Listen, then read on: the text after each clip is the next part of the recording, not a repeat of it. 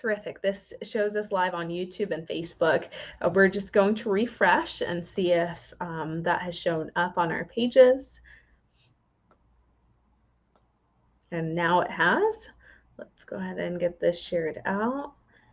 And we will jump right into this. I already see some of the folks are back with us engaging and watching this broadcast. I do invite you guys to hit the share button so others in your network can meet our candidates today and get to rewind, rewatch, or replay. For those of you that are watching it in real time, good morning to you. If you're watching it later, good afternoon, evening, whenever it is that you're choosing to engage on this broadcast.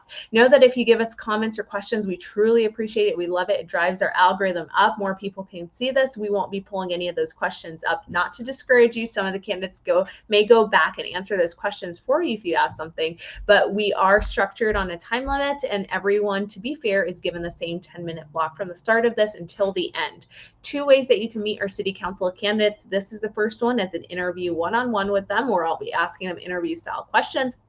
1 or 2 may be similar to the ones that we've already asked, just for fairness, but all the other ones are kind of random or maybe based on what they share with us today. No one has questions ahead of time. We don't offer the questions up ahead of time for our interviews, nor do we offer it ahead of time for our forums next week, which takes me to my plug. Next Thursday is our candidate forums. That's in person over at City Hall. It is rapid fire questions that we get to ask these candidates. 1 question is asked of every single candidate, and really it is to get their genuine feedback, their reaction to immediate thoughts that come across or issues that come forward to them, so you can make the best and most informed decision when you get your ballot over the next several days. So these are city council candidates that are running for election this fall, and all of the campaigns have been invited to be on here with us. So if you see the ones that are on here, that means they've accepted to be on here. Anyone that's not on here, it doesn't mean that they weren't invited. It just means that they could not take up the opportunity to be on here with us. So just know that we do try and be as fair as possible in this process. And we, of course, want to thank you for continuing to stay informed on the candidates that are running, so you can be as empowered as possible when you're at that poll and voting for your candidates this fall. That being said, I'm very excited to have Amber on here with me. Amber, I would like for you and for others to get to know a little bit more about you by sharing who you are. So I'm Amber Hott, and I, of course, am running for Westminster City Council. And part of the reason why I'm running is my background. I feel like I understand a lot of what people are going through in our community. So I had my first child when I was only 15 years old. I found out I was pregnant at 15. And at the time, my mom was feeding me and my sister from food stamps and food from the local food bank. And we didn't have health insurance because we couldn't afford it. At 16, I've been on my own since I was 16. At 16, my mom decided to move to Oklahoma. I decided to stay here because I didn't want my son growing up in a different state than his father. And so I chose to stay here. And really, so it was me and my infant son at 16 years old. And so it was really the support of my community, social safety nets is how we survived. I feel like I'm very lucky. I went on to get my associate's degree from a low-income grant. And then I went on to study mental health at Regis University, where I got my Bachelor of Science degree. And I am one of 2% of teen moms who have gone on to get their bachelor's degree. And I don't necessarily say that as a pat on the back to myself. I think that means that we have more work to do, because I know I'm not the only teen mom who had the desire to get a higher education. Yeah.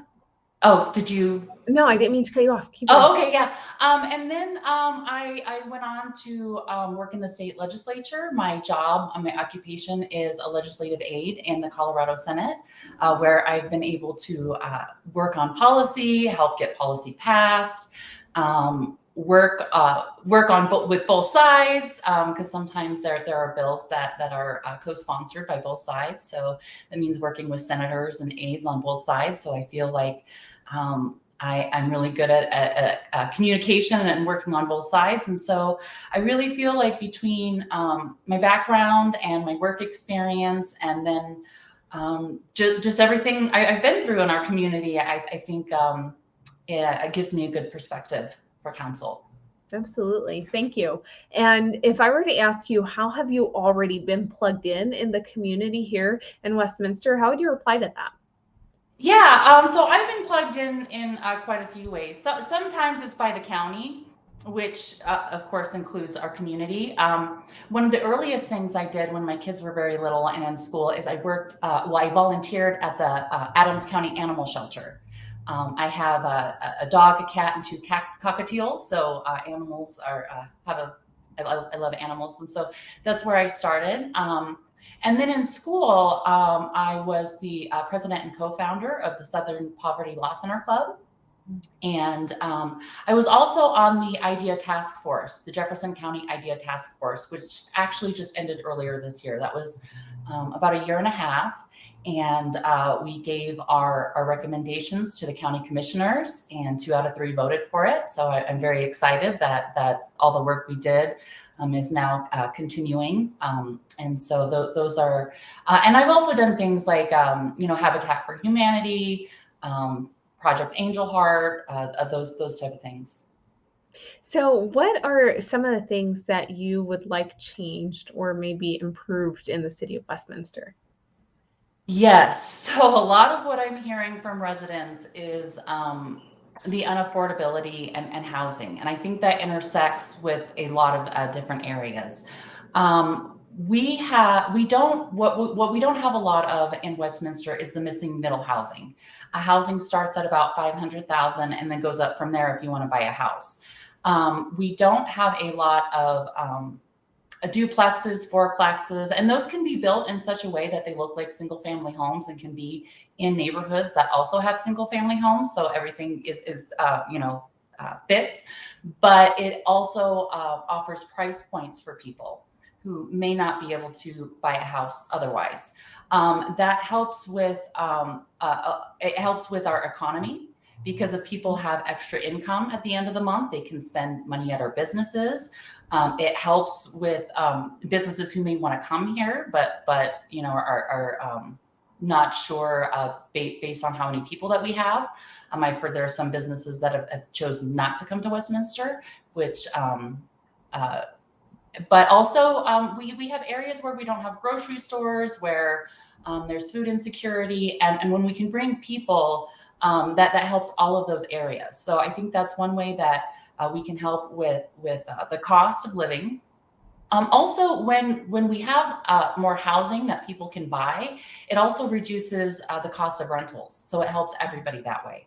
So Mhm. I think housing is one way that we can really help our residents. Look, for example, we have 10 times the amount of seniors who qualify for affordable units, but then we have units available.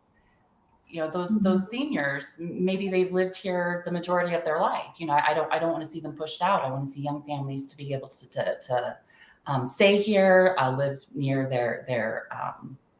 their support systems.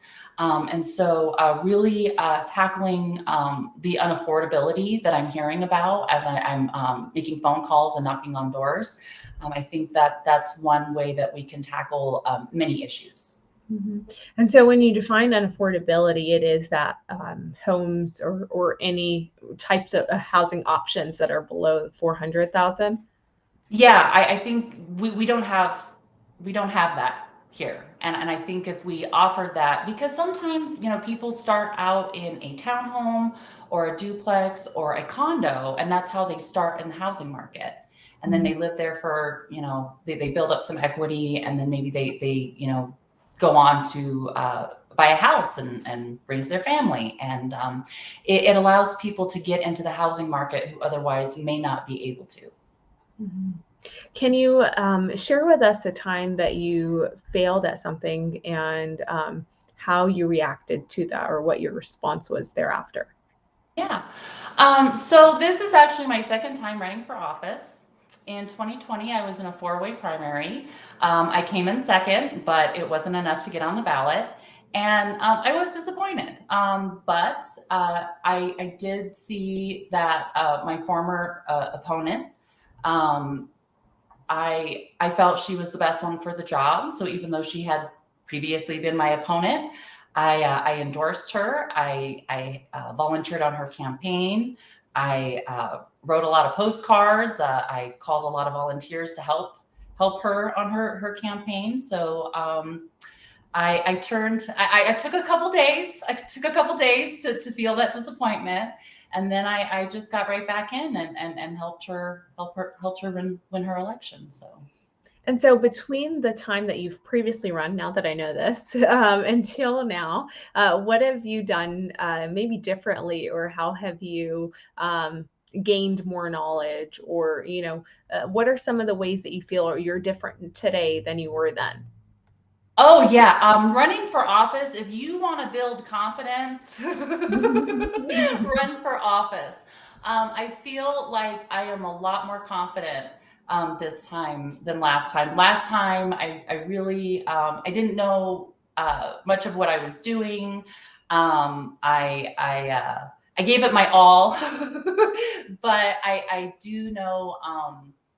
Uh, I feel like I have a lot more confidence. I also feel like I have a lot more experience. In those few years, I finished my bachelor's degree. I worked on my career in the Senate, so I feel like I know more about policy even now. I mean, I had worked in the Senate prior to running before, but I feel like I've learned even more.